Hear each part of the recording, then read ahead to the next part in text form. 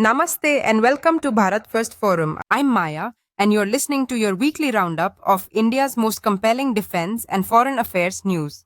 In just the past 7 days, we've witnessed dramatic military claims, soaring diplomatic exchanges, and technology breakthroughs that could shape our strategic future. Let's dive right in because there's a lot to unpack. Picture this. Before dawn on July 13th, reports break of alleged Indian drone strikes demolishing United Liberation Front of Assam Independent or ULFA-I bases deep in Myanmar's Sagaing region. Five top ULFA-I commanders, including a lieutenant general and brigadier general, are said to have been killed. ULFA-I claims it was a show of absolute force. Over 150 Israeli and French drones allegedly unleashed in a tight window, striking four camps between 2 and 4 a.m. But wait, Indian officials flatly deny these operations, while the Myanmar border, home to many sanctuaries for Northeast India's insurgents, has suddenly become a global flashpoint. As accusations flew, a high-powered Indian military team headed to Nai Pitau, Myanmar's capital, to consult with the junta's leadership. Even as local villagers talked of bombs falling near schools, it's clear. The line between fact and fog of conflict can be startlingly thin. From disputed airstrikes, let's turn to the ground in Kerala, where a $115 million British F-35 stealth fighter has unintentionally become India's newest aerospace attraction. Forced to make an emergency landing in Thiruvananthapuram on June 14th because of weather and then technical drama, the world's most advanced jet found itself stranded for over a month. With India not a partner in the F-35 program and the plane's sensitive tech kept strictly off limits, British engineers worked under tight security to patch it up. Now, with repairs complete and clearance for takeoff, the F-35 is set to finally depart. This rare incident reminds us just how vulnerable even cutting-edge defense platforms can be when operating far from home. Meanwhile, diplomatic tensions continue to play out above our heads, literally. Pakistan has shut its airspace to Indian planes until August 24th, stretching a ban that began after the Pahalgam terror attack in April. India has responded in kind, blocking Pakistani aircraft until July 24th.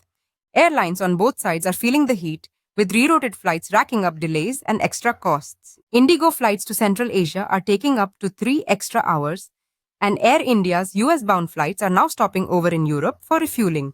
On the diplomatic front, a major step unfolded as our External Affairs Minister S. Jaishankar visited China for the SCO Foreign Ministers meet.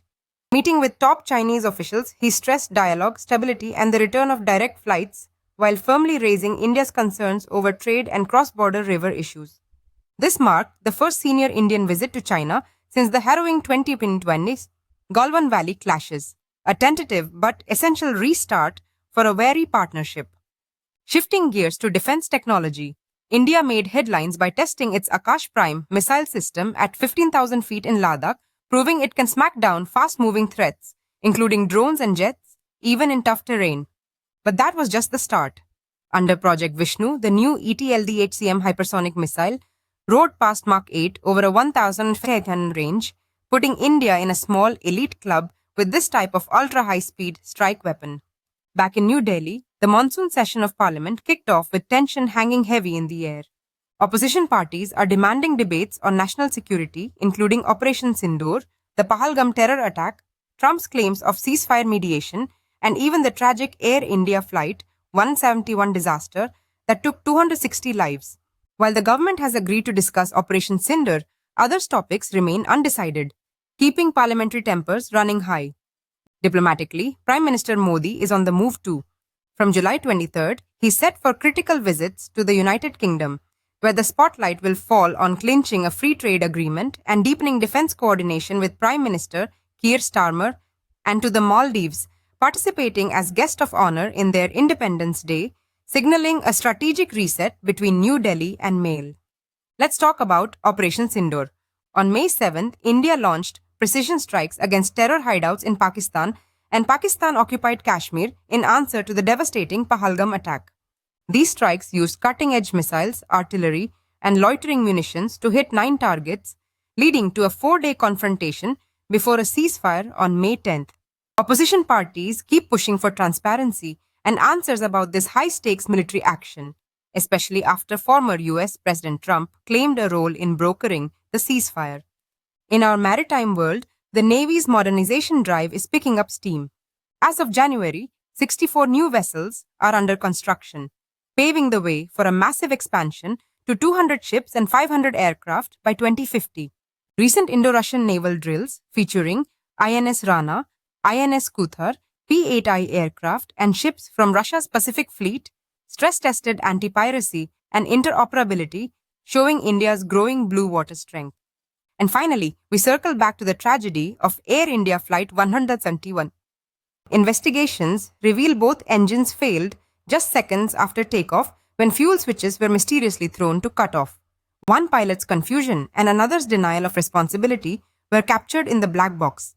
This heartbreaking event marks the first fatal crash of a Boeing 787 Dreamliner, raising painful questions about systems and protocols. So what does this week tell us? India stands on the cusp of dramatic change, leveraging new technologies, confronting old adversaries, deepening international partnerships, and boldly debating our strategic priorities at home.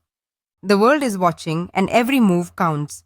If you found this roundup insightful, don't forget to like, share, and subscribe to Bharat First Forum for more deep dives into India's defense and diplomatic landscape. I'm Maya. Thanks for spending your time with us. Until next week, stay curious, stay informed, and Jai Hind.